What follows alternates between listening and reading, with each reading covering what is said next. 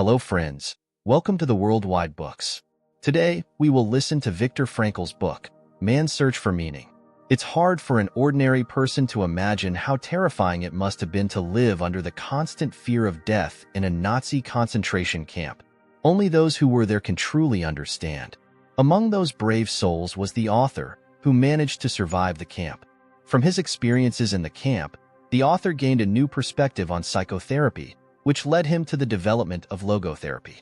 According to logotherapy, difficult circumstances can help a person discover the true meaning of life.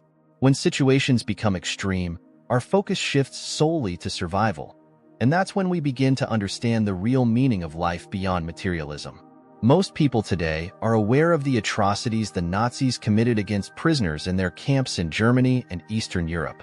The horrors inflicted by the Nazis were so terrifying that even hearing about them sends shivers down one's spine. Perhaps that's why their fate mirrored the cruelty of their actions. You might assume that prisoners were simply scared when they first entered the camps, but the word fear doesn't quite capture their mental state. In reality, their experience can be divided into 3 stages. The first stage begins as soon as they enter the camp. At first, prisoners were fearful, but there was also a small glimmer of hope in the corner of their hearts. They hoped that maybe things wouldn't be as bad for them as they were for others. However, as time passed, this hope turned into despair.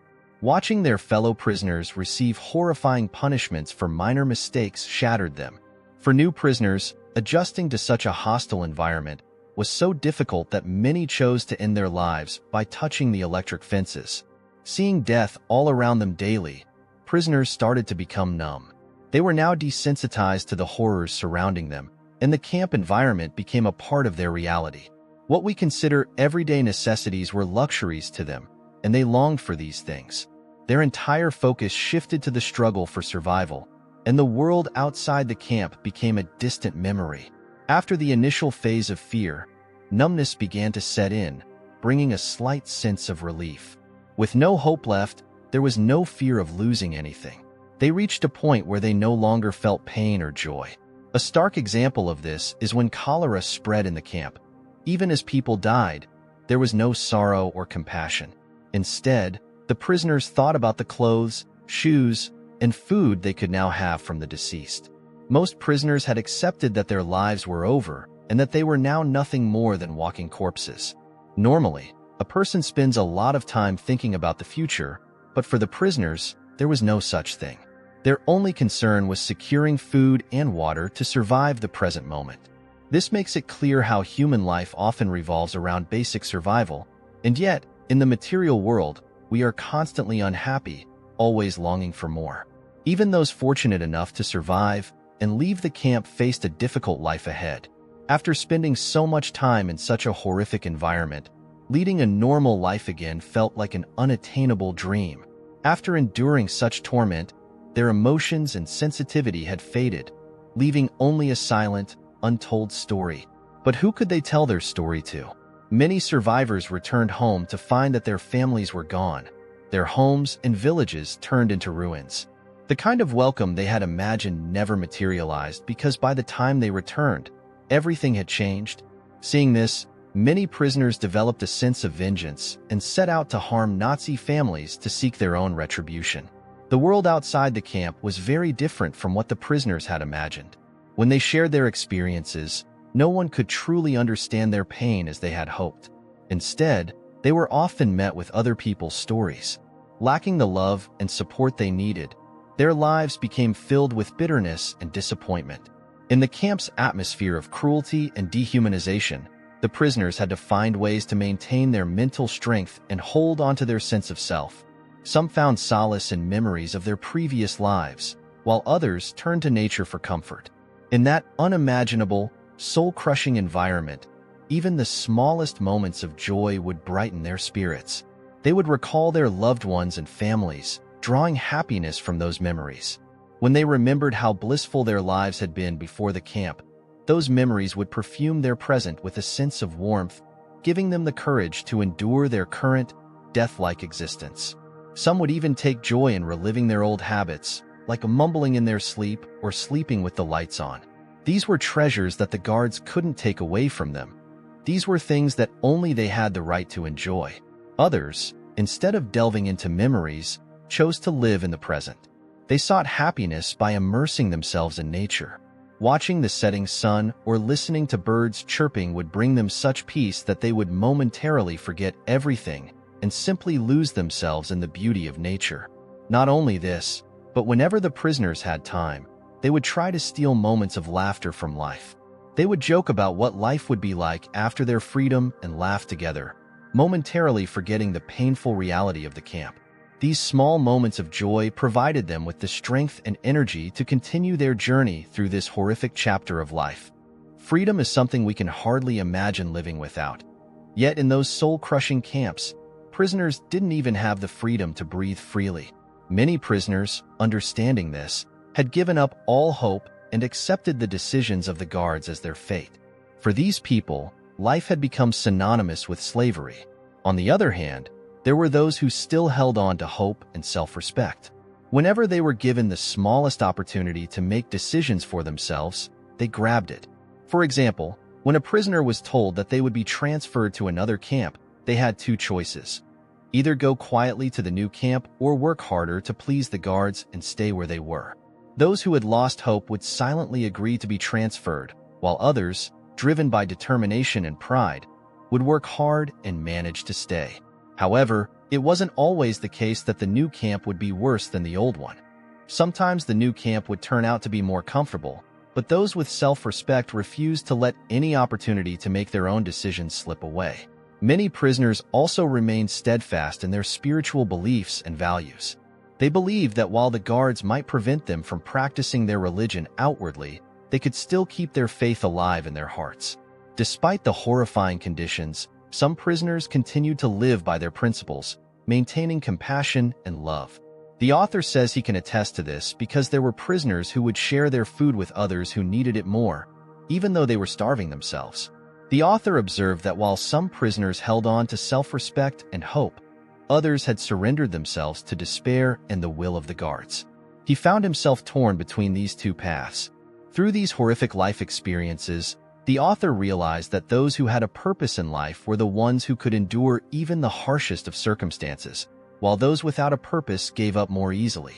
After being freed from the camp, the author deeply studied the knowledge he gained from his experiences and developed logotherapy, which remains one of the most well-known therapies in the field of psychology.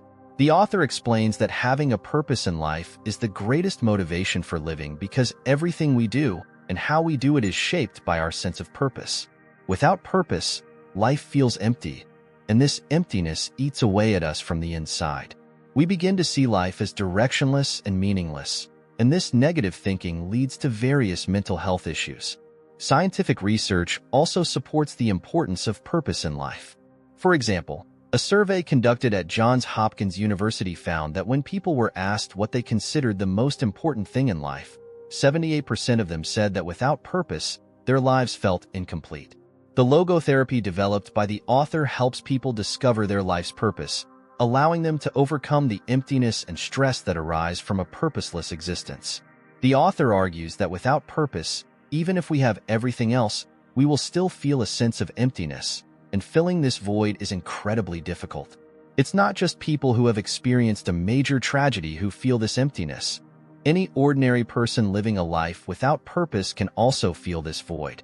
While people may not realize it when they are busy with work, the lack of purpose becomes painfully clear when they sit alone and reflect on life. This is why the author emphasizes that a person's life revolves around the search for purpose. Now that we understand how crucial it is to have purpose in life, the first question that arises is, what is the purpose of our life, and how can we find it? This search for purpose is necessary because, without it, we cannot make the right decisions in life. According to logotherapy, the purpose of our life is not fixed and can change over time, depending on circumstances and the demands of life. Therefore, the author emphasizes that an individual must find their own purpose in life. Each person's purpose is unique, and it's not right to determine one's purpose by looking at someone else's. The logotherapy proposed by the author helps us find this purpose. Once a person discovers their purpose, they can live according to it and avoid severe mental illnesses. For example, the author explains that in the camps, Those who were able to find purpose managed to hold on to small moments of joy and kept themselves content even in that maddening environment. Some found purpose in appreciating nature, while others found it in acts of service. This is why each person's purpose is personal and depends on the choices they make in life. A master chess player once said that no one can teach someone the perfect move, and no move is always the right one. The effectiveness of a move depends on the game itself. Logotherapy not only helps in discovering the purpose of life, but also assists in overcoming the emptiness that arises from a purposeless existence. The primary aim of this therapy is to address internal causes rather than external factors in order to combat mental illnesses. The author believes that when a person is strong from within, they can naturally fight external challenges.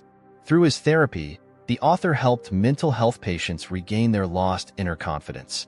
While traditional psychotherapy often looks for the causes of fear and mental distress in the patient's external environment, logotherapy takes a different approach. It argues that a person's purpose in life depends more on their internal willpower than their surroundings. We can understand this through the example of the concentration camps, where despite living in the same environment, each prisoner had a different outlook on life. From this, the author concluded that the choice of life's purpose is influenced more by internal factors than by external ones. The author suggests that all our fears and anxieties are within our control.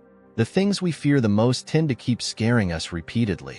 Therefore, instead of succumbing to fear, the wise approach is to develop the habit of confronting it. In logotherapy, a person is encouraged to face their fears repeatedly, as the therapy is based on the principle that what we fear most often happens, while what we want doesn't come easily. Let's delve deeper into this concept. Suppose your friend is afraid of speaking in front of people because he gets embarrassed. As long as he keeps fearing it, he will continue to feel ashamed when he sees people. According to logotherapy, if this person consciously tries to be embarrassed on purpose in front of others, he will likely overcome his embarrassment, and his fear will diminish. Therefore, the author emphasizes that instead of being afraid of fear, we should live through it and face it directly, and it will naturally begin to disappear. Our success and even our very existence revolve around the purpose we find in life. Once a person discovers their purpose, no situation can shake them, and they can handle any adversity life throws at them.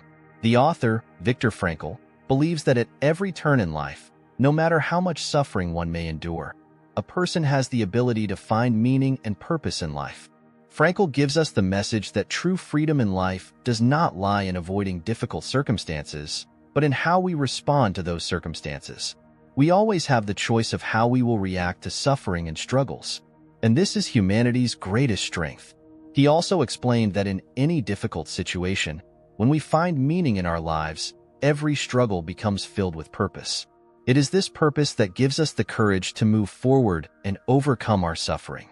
So, the essence of this book is that when life challenges you, try to find the meaning hidden within that challenge, because the true meaning of life is what we give to it.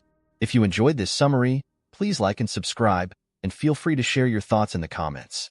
Thank you.